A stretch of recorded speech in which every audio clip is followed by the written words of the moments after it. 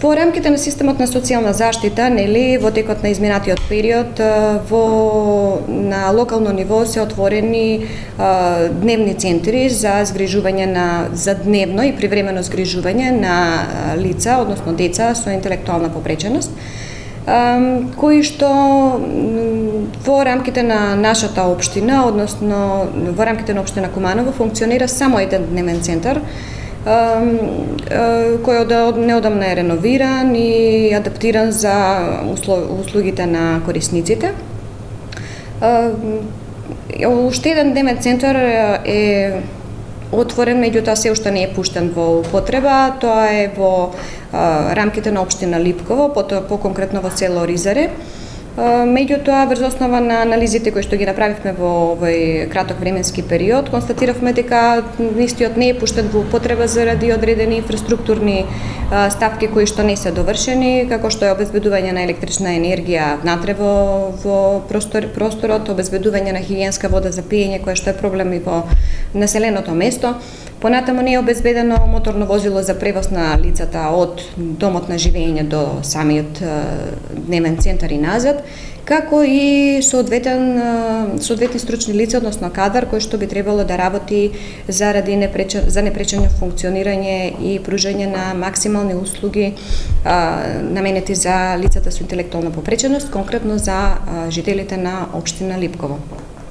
Во текот на изминатиот период, како што реков, направени се анализи и се уште правиме анализи на заинтересираните семејства кои што би сакале да ги користат услугите на дневниот центар. Информирано е Министерството и се превземаат чекори за што е можно побрзо ставење во употреба на овој дневен центар. Освен дневните центри, како парични надоместоци, односно бенефиции кои што се согласно Законот за социјална заштита се наменети за лицата со попреченост и за нивните семејства, е посебниот додаток кој што е месечен надоместок, кој што не е врзан со приходите во семејството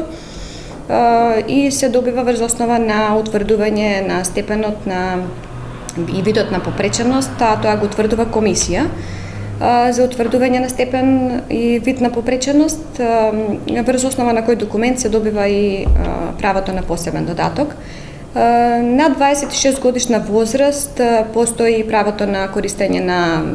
помош и нега од трето лице, или народски, како ние го кажуваме, помош туѓа нега, кое што е значи на лицата со интелектуална попреченост кои што се на 26 годишна возраст. Постои уште едно право кое што е наменето за самохран родител, кој што во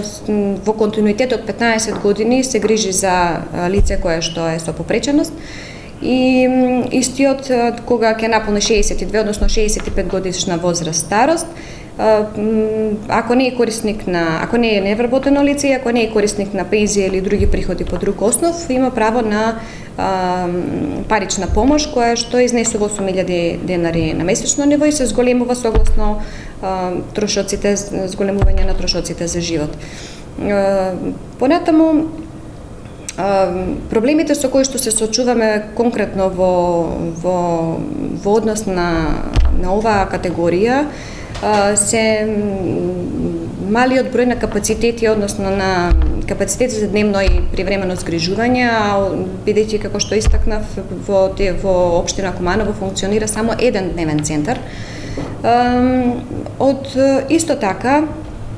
на некој начин намален број односно не постои голема заинтересираност за згрижување на оваа категорија конкретно во згрижувачките семејства. Одредени чекори кои што би требало да се превземат во иднина, секако дека Центарот за социјална работа Куманово ќе биде секако еден поддржувач на секаква иницијатива која што се однесува на подобрување на условите, зголемување на капацитетите и изнаоѓање на ресурси за лицата со попреченост во рамките на не само на нашата општина, бидејќи јавната установа меѓуопштински центар за социјална работа ја опфаќа општината Липково, но исто така и Старо Нагоричане. Во иднина веќе имаме една воспоставена соработка на локално ниво со општината. Исто така ги повикуваме и невладините организации кои што се заинтересирани за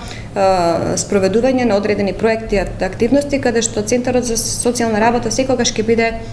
партнер и поддржувач на вакви активности, нормално врз основа на и самата стратегија која што има и Министерството за труд и социјална политика како поддржувач на идни проекти и активности. По-конкретно сметам дека во рамките на општина на нашиот центар и во рамките на нашата општина и општина Липково и Старо Нагоричино потребно е да се анимираат освен дневните центри, кои што секако треба да се работи на зголемување на нивниот број, овие други форми на воинституционална заштита, како што ги спомнав, значи помош во домашни услови, значи домашна помош и нега на лица кои што се со попреченост, дали станува збор за лица со ментална попреченост или со телесен инвалидитет. Понатаму исто така отварање на мали групни домови, но и една форма која што секако се уште не е заживеана на територија на Република Македонија, тоа е организираното живење со поддршка, кое што сметам дека во иднина ќе треба да навистина да направиме заложби за искористување па можеби и на одредени странски фондови за отварање на вакви ресурси кои што секако се во функција на подобрување на условите, на квалитетот на животот и на помош, првенствено како на лицата со попреченост, така и на нивните семејства на кои што навистина има потребна.